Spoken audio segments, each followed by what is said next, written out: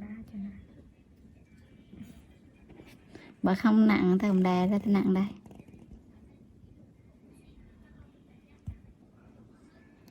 Chị Văn này tôi tháng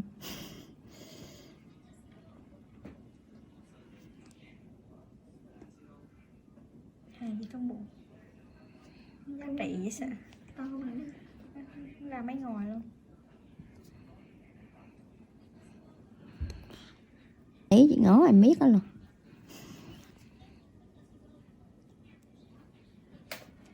Bù lỗ hay đi lên lấy à? Ừ, trước rồi Hiển còn làm cái gì không?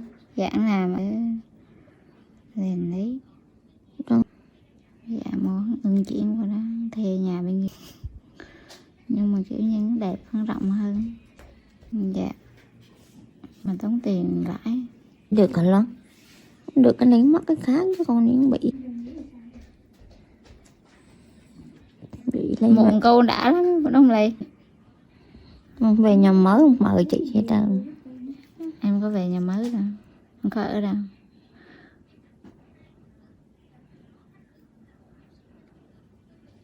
Cái trường chưa được thì Dịch không? Dịch.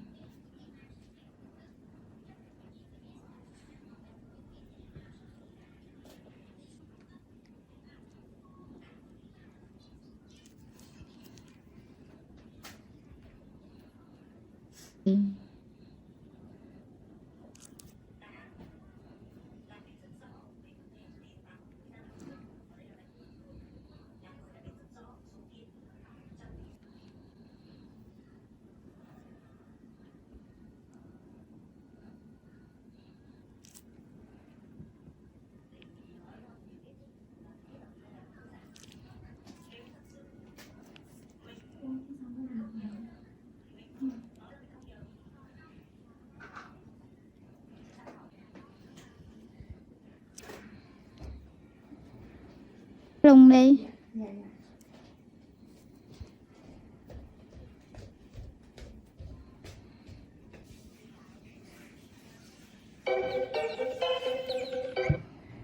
Alo. Được, em qua địa chỉ mới giúp chị nha. Dạ. Ok em.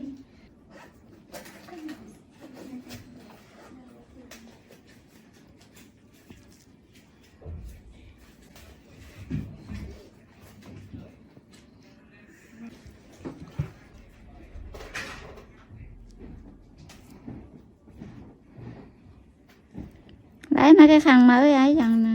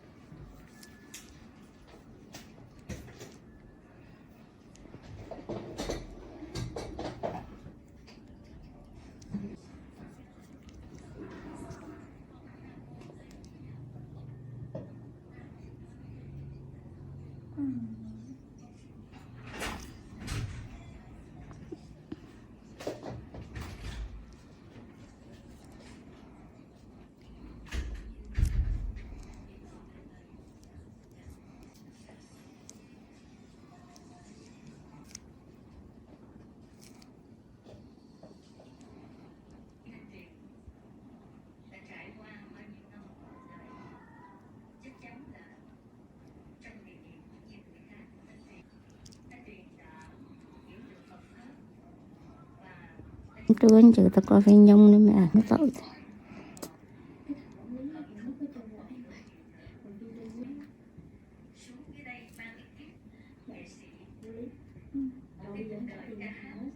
Cố gắng gì hả?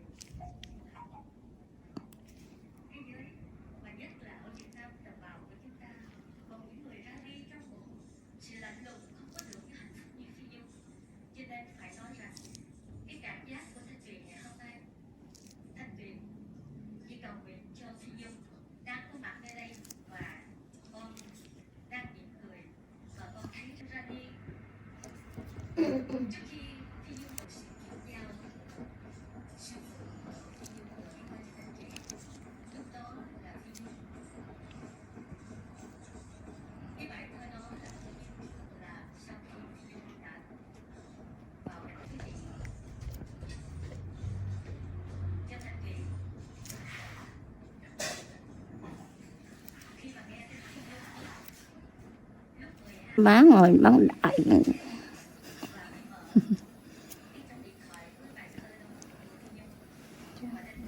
không kịp, mình có người bệnh gì kìa.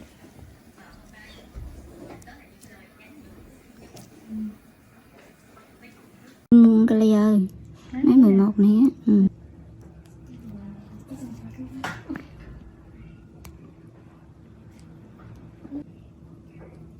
Ship cơm đó rồi. Kêu quay thì kêu hệ. Tao nãy hả? Tao chị mới qua có hệ rồi đi.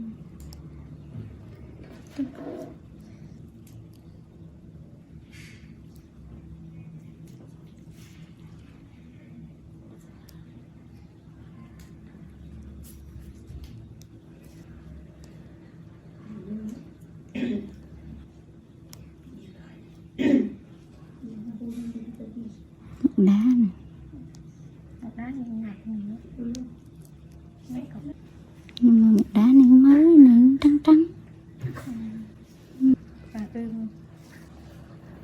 Mình không nghĩ được rồi. Mới có hết nấu trong này. Hay là đâu mình có tưởng là nó sẽ có tầng ngang nè. Bình thường thấy ai cũng có ấy. Có chứ. Cách chưa biết cái chắc gì. Tiên mà thấy bữa sợ nó hầu lên lại thôi. Đau, cái cục nó đau. Nó muộn là đau nhất.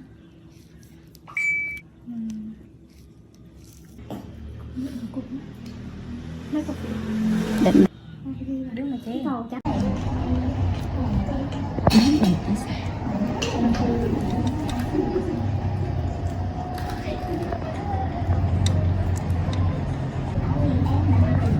học em.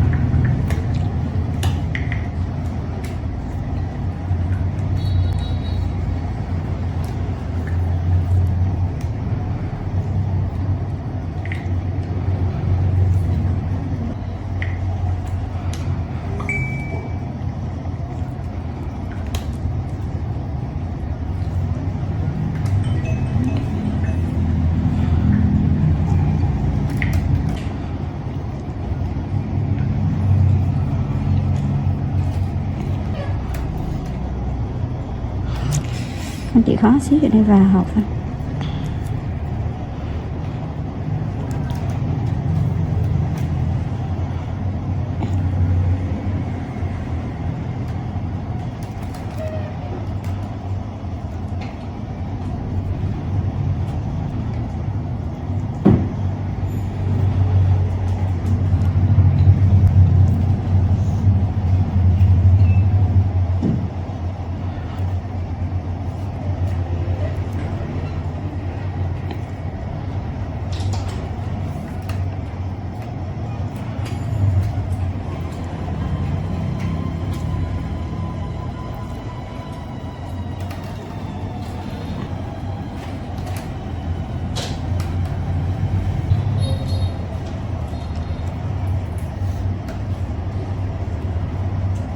Suzuki step into a parallel universe, next-gen V-Strom and SV spied with new engine platform.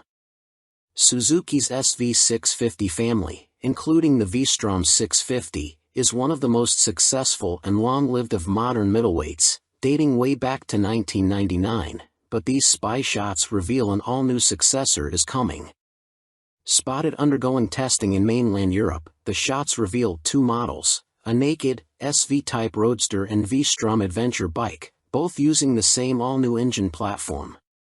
The much-loved old 645 cubic centimeters V-twin of the current SV and V-Strom has finally bitten the dust and has been replaced by an all-new twin, but now not in a V configuration but in the parallel twin layout, which now dominates the category with the Yamaha MT-07 family, KTM 790 and 890 Dukes and Adventures, the Aprilia RS 660 and Tuono 660, and even Honda's expected new 750 Transalp. Exact capacity of the new engine is not yet known, although 800 cubic centimeters seems most likely. It'll also be fuel-injected and ECU controlled and is expected to offer riding modes plus other electronic aids. The new engine also means an all-new chassis. Although the exact frame type can't be discerned from these pictures, it is likely to be a tubular steel trellis, mostly for cost reasons. A matching tubular steel rear subframe can be seen. The monoshock-operated swing arm is in cast aluminium while both models have beefy inverted forks and multifunction LCD, not TFT, digital displays. But that is where the similarities between the two end. The SV replacement has 17 inches cast alloy wheels, twin Nissan radial brakes, a stubby, underslung exhaust and all-new bodywork with styling, particularly at the front with a new headlamp cowling housing two stacked LEDs, clearly inspired by Suzuki's recent GSX-S 1000. The Adventure V-Strom version has 19/17-inch off-road style wire wheels, more basic brakes, a higher exhaust, for off-road clearance, bash plate and bodywork and styling influenced by the current model, albeit also with the new stacked headlights. Although disguised, the two bikes look largely finished, suggesting they will be unveiled at the EICMA show in November as 2023 models. Suzuki's new parallel twin models in detail. Parallel lives, out goes the old, much-loved, 645 cubic centimeters V-twin, and comes an all-new, more conventional parallel twin, similar to that of the MT-07 and other rivals. Sassy chassis, the new frame is likely to be tubular steel trellis, while suspension and brakes comprise beefy USDs and a mix of radial and conventional Nissans. GSX-S styling, SV Roadster replacement may get the GSX-S name, it's no longer a V-twin and has styling clearly derived from the GSX-S 1000. It's stacked. Both models have twin, stacked LED headlights which also debuted on the GSX-S 1000 and are a Suzuki signature. Phil West. By Phil West. You may also like Moto Guzzi V100 Mandello, 2023 on Review. Author Michael Neves. Published October 24, 2022. Updated November 3, 2022. Moto Guzzi's new V100 is no thrown-together parts-bin special. New from the ground up, it's beautifully crafted with design cues from Guzzi's glittering history. Slits in its side panels mimic their 1976 Sierra Leonean Leon's Mans 850 and the top fairing tips a hat to the 81 Le Mans 853. It's evocative stuff, right down to the V100 Mandello's name that pays tribute to at home and a celebration of Guzzi's 100th birthday in 2021. But it's anything but a misty-eyed, two-wheeled reminisce. It's thoroughly modern with a tasteful color dash and lean-sensitive rider aids. Go for the 15,750 pound S model and you get extra goodies like semi-active Olean's Smart EC 2.0 semi-active suspension and an up/down quick shifter, too.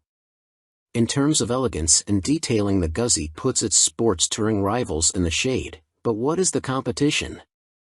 The Kawasaki Ninja 1000SX, Suzuki GSX-S 1000 GT, and BMW R1250 RS are obvious rivals, but in the flesh, it looks like a lowrider Yamaha Tracer 9, or Honda Northern Territory 1100. The Moto Guzzi's upright riding position even has shades of Aprilia Tuono V4 about it, which is no surprise as they're both developed by Piaggio at their Noali factory near Venice. Technically the Mandello is a different beast to any previous Guzzi. Not only is it fitted with electronics that wouldn't look out of place on a superbike and a new engine, it's also the first production bike to have adaptive aerodynamics, although their effect is minimal. Flappy wings aside, Moto Guzzi has created a tasteful sports tourer that's neither bland nor shouty and offers the perfect mix of comfort, sportiness, tech and character. It's pricey, but the V100 Mandello is well made with great attention to detail and feels like a machine that's come from the heart rather than just a model produced to fill a gap in a model range. It's like nothing else around, which is all part of its appeal, and you never get the sense, either by riding or looking at it, that any corners were cut during its journey from design sketch to showroom floor. Ride quality and brakes. Next up, engine. 4 out of 5. April 5th. Although the Mandello might look chunky in pictures with its bold styling, larger-than-life powertrain and chunky exhausts, it sits surprising low. Shorter riders will feel immediately confident being able to get feet flat on the floor, and if the standard 815mm seat height is still too lofty, there's a low accessory seat available. The riding position itself is nigh on perfect. Pegs are sporty without cramping knees. Even for 6-footers like me, a higher accessory seat is available for even more legroom, and its tall bars are placed naturally towards the rider so there's no awkward stretch or excess pressure on your wrists.